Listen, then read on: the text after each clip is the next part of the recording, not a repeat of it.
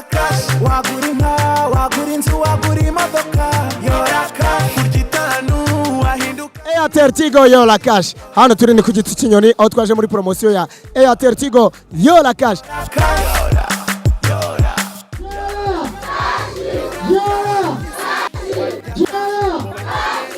Imana uturutse Uruyenzi uje gukora iki hano? Kuyora cash kugira ngo maguhamagare uze kuyora. Wakoze iki? Narakinnye. Wakinnye uhereje message cyangwa warahamagaye? Ngiye nohereza message. Wagiye wohereza message. Wabikoze inshuro zingahe? 5. Inshuro 5 ugiye kumuhambara guhamagara ati watsindiye agera kuri miliyoni. Yora Cash Shima Imana aka kanya witeguye kuyora Cyane rwose. ni miliyoni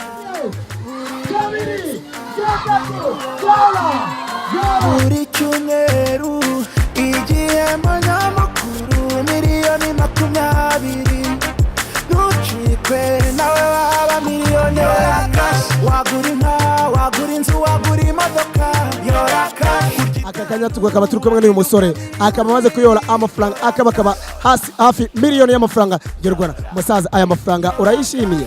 Ndayishimiye. Aka kanya nicyo wabwira abantu batari bitabira promotion ya Airtel Tigo Yora Cash? Nuko nabashishikariza kuzakina nabo bakazayegukana. Biroroshye, iminsi iracyari igera kuri 49.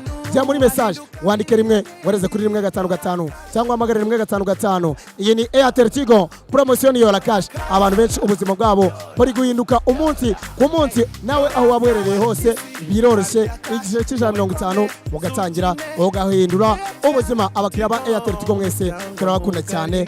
Ciao.